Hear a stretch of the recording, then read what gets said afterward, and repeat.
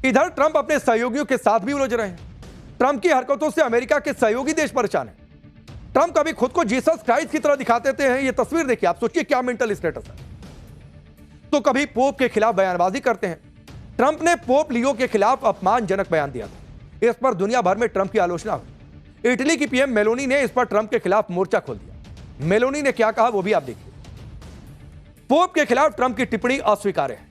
Pope ने जो कुछ कहा उसके साथ हम मजबूती से खड़े हैं। धार्मिक संस्थाओं को राजनीति के अधीन नहीं होना चाहिए। इटली की पीएम ने ट्रंप को चेतावनी दी कि पोप का अपमान करना ठीक नहीं है। तो जाहिर सी बात है ट्रंप को बुरा लगना था। ट्रंप भड़क भी गए और मेलोनी को भला बुरा कहने लगे। ट्रंप ने कहा कि वो मेलोनी के रुख से शॉक्ड हैं। मेलोनी अब पहले जैसी साहसी नेता नहीं रही। मेलोनी को परवाह नहीं है कि ईरान परमाणु हथियार बना रहा है। ईरान को रोकने में वो हमारी मदद नहीं कर रही है। ट्रंप ये भी कह रहे हैं कि मौका मिलने पर ईरान 2 मिनट में इटली को तबाह कर सकता है। अब इटली को ही डर दिखा रहा है कि आप कह रही हो कि युद्ध नहीं होना चाहिए, वो तुम्ही को समाप्त कर देंगे। इटली की पीएम मेलोनी ने ईरान युद्ध के दौरान पहले भी ट्रंप को झटका दिया था। जिस तरह से मेलोनी ने ट्रंप को जवाब दिया है उसकी तारीफ इटली का विपक्ष भी कर रहा है। वहां भी यह कहा जा रहा है कि नहीं ठीक है, यह बहुत अच्छा डिसीजन है, बहुत अच्छा स्टैंड है।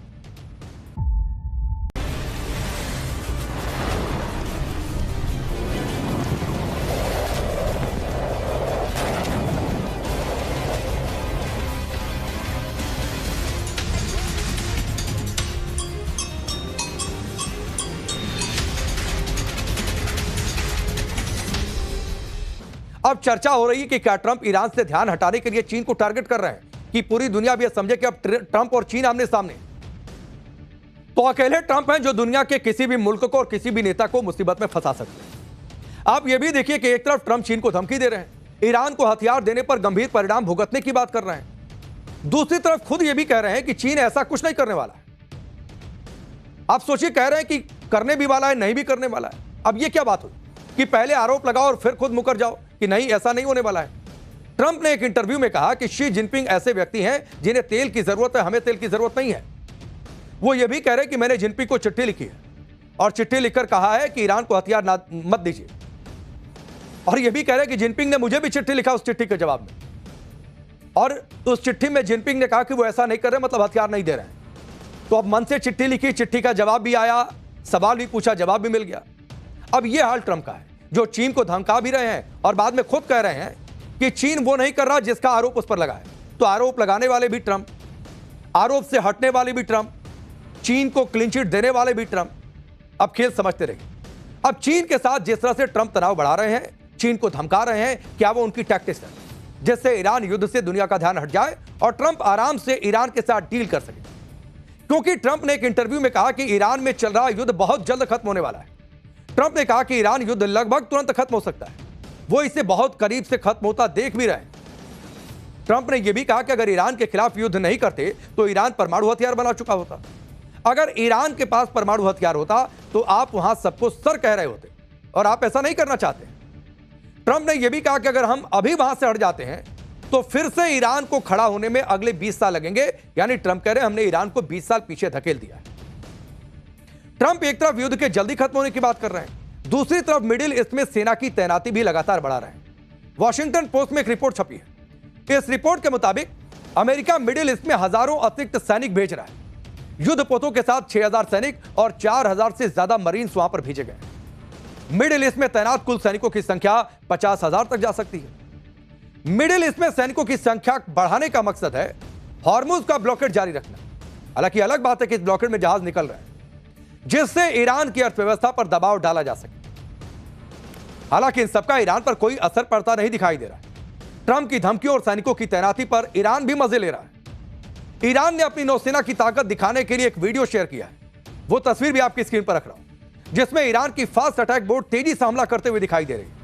ईरान ने कहा है कि फारस की खाड़ी में फास्ट मिसाइल बोट्स तैयार हैं, आप आइए, इंतजार कर रहे हैं। ट्रंप का दावा हास्यास्पद है कि ईरान की नौसेना खत्म हो गई है, देखिए हमारी ताकत। उन्हें पता चलेगा कि कैसे एक झुंड आपको काबू में कर सकता है। ईरान यह भी कह रहा है कि अभी तो सिर्फ ट्रेलर है, असली पिक्चर अभी बाकी है। ईरान ने कहा कि अमेरिका का सबसे बड़ा हथियार उसका डर है, लेकिन ईरान के लोग अमेरिका से नहीं डरते। इसीलिए ईरान के खिलाफ अमेरिका सफल नहीं हो पा रहा और हम डरने वाले भी नहीं और अमेरिका कभी सफल होगा भी नहीं। अमेरिका ने हॉर्मुज में ब्लॉकेड के जरिए ईरान पर दबाव बनाने की कोशिश की है। तो वहीं ईरान ने अमेरिकी ब्लॉकेड के विरोध में नई धमकी दे दी है। ईरान ने कहा है कि अगर अमेरिका का ब्लॉकेड जारी रहा तो ईरान लाल सागर, ओमान सागर और खाड़ी में ट्रेड रूट को ब्लॉक कर देगा। करो ब्लॉकेड, इस ब्लॉकेड का जवाब ही ब्लॉकेड से देंगे। ईरान की सेना फारस की खाड़ी, लाल सागर और ओमान सागर में कोई व्यापार नहीं होने देगी, यह ईरान ने दो टूक मैसेज दे दिया। अब सोचिए कि अगर ईरान ने ऐसा कर दिया तो इससे किसका नुकसान होगा? खाड़ी देशों का नुकसान होगा। तेल के अलावा दूसरे सारे इंपोर्ट एक्सपोर्ट को पूरी तरीके से रोक दिया जाएगा। यानी ब्लॉकेड के जवाब में ब्लॉकेड वाला गेम चल रहा है।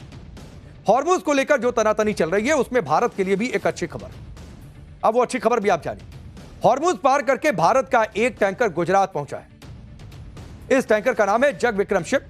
20,000 मीट्रिक टन एलपीजी लेकर गुजरात के कांडला पोर्ट पर यह जहाज पहुंचा। उसकी तस्वीर आप देख लीजिए। इतना ही नहीं, ईरान ने भारत के जहाजों को लेकर बड़ी बात भी कह दी है।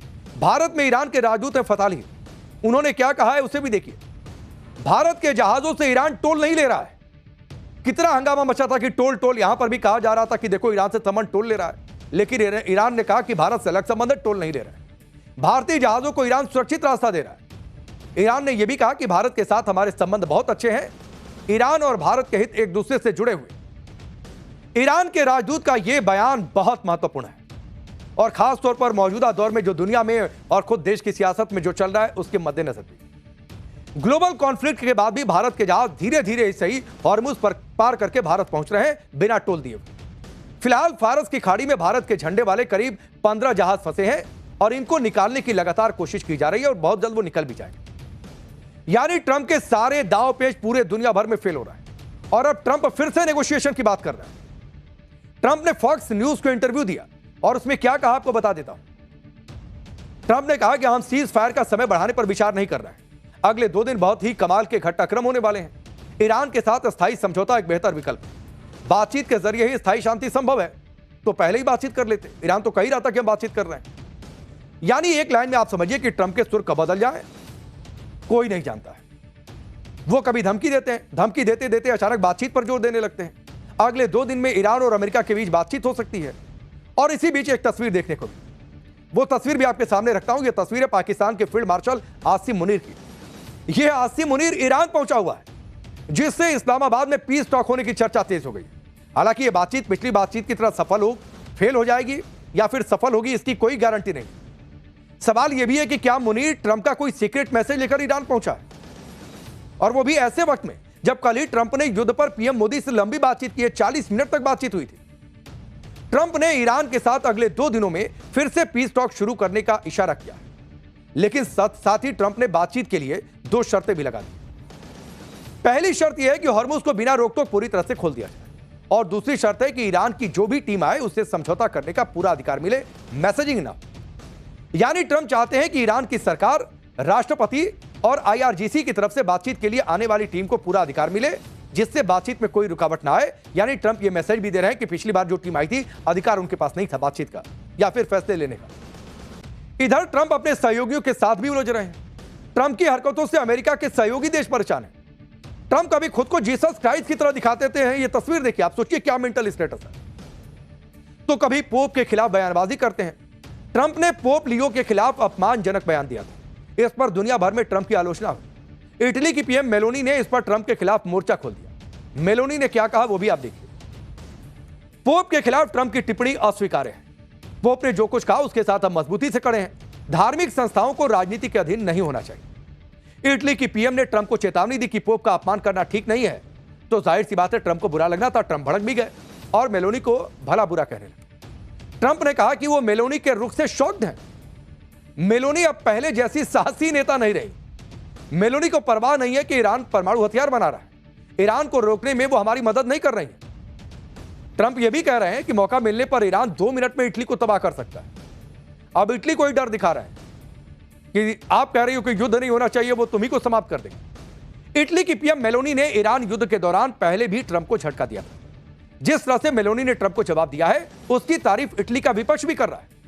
वहां भी यह कहा जा रहा है कि नहीं ठीक है, यह बहुत अच्छा डिसीजन है, बहुत अच्छा स्टैंड है। जीरो हमने इन्वेंट किया, हमने बताया दुनिया को, जहां योग है वहां रोग नहीं। सबसे पुरानी सभ्यता है हमारी। गुलामी से तो और देश भी लड़े भाई। पर आजादी के लिए अहिंसा का रास्ता बस हमारा था। अपने पसीने से जमीन सींचता किसान और घर में घुसकर मारने वाले जवान, बस इसी मिट्टी ने जने हैं। इसके हाथ ने जब थामा जज्बा तो इतिहास रचे। कदम बढ़ाए तो चांद का वो हिस्सा चूमा भाई, जहां कोई कभी नहीं पहुंचा। आज पूरी दुनिया में शान से लहरा रहा है तिरंगा, और इसके पीछे है गर्व से भरी अनगिनत कहानियां जो लिखी जा चुकी हैं और लिखी जा रही हैं, जिन्हें मैं सुनाऊंगा राष्ट्रगर्व रोज शाम 6:25 पर।